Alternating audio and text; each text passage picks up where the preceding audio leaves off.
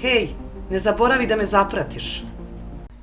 Ako imamo neku grešku ili želimo da izmenimo video snimak koji smo već objavili na YouTube-u, nema potrebe da ga brišemo, već YouTube ima svoj editor i potrebno je samo da odemo na naš kanal i zatim da kliknemo na YouTube Studio.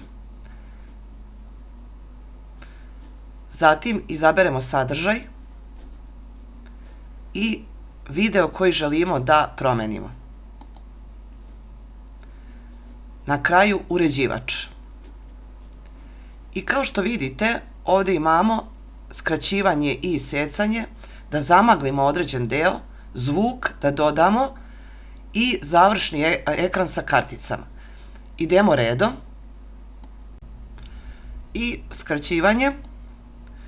Skraćivanje je jednostavno, znači ovdje je potrebno možda, ako želite bolje da vidite koji deo želite da isečete, i veće sličice da se pojave, i ako hoćete prvi deo ili poslednji deo, kao što je kod mene slučaj, znači možete ovdje da stavite koji deo želite, pošto kod mene se zvuk ne čuje dobro na početku. I zatim sačuvaj samo, kao što postoji i isecanje. Ako u sredini želite negde da isečete neki deo, stavite ovdje kursor miša, kliknete na primjer i zatim novi isečak. I automatski će vam se pojaviti mogućnost da deo koji želite da isečete markirate, kliknete na da čekirate iseci i zatim isečete deo koji želite. Na kraju sačuvaj. Ja ću na ovom mom video snimku izbaciti ovaj deo gde devojčica priča. Ovdje ću pustiti. Znači nije ovdje. Kao što vidite, zvuk je loš. Možete se.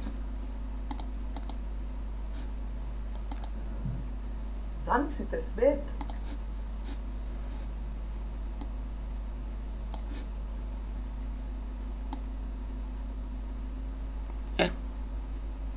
Ovdje.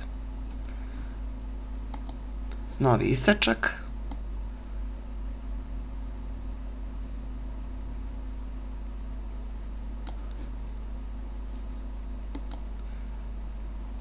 Zatim sačuvaj. Sačuvaj.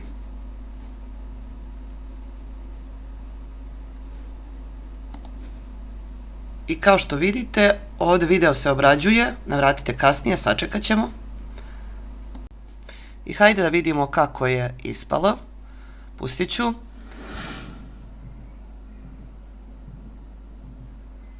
I da, evo, devojčica je nestala, iza nje je bio jako loš zvuk jer je snimljen iz određenog programa. Ajde da vidimo i druge alate. Kada je u pitanju zamagli, možemo zamagliti lice ili prilagođeno zamagljivanje. Znači, ako ne želite da se vaše lice vidi na kameri ili tako dalje, ili ste se negde logovali pa ne želite taj deo, znači prilagođeno zamagljivanje i ovdje obeležimo deo koji želimo, a zatim ovdje vreme trajanja, koliko će trajati, pogledajte, znači ovdje biram deo, koliko će trajati taj deo koliko je zamagljen. Ovdje ću malo smanjiti, recimo logovanje obično traje kraće i ja sad želim recimo od ovde da mi bude zamagljen video snimak. Prođem i vidim dokle taj, evo.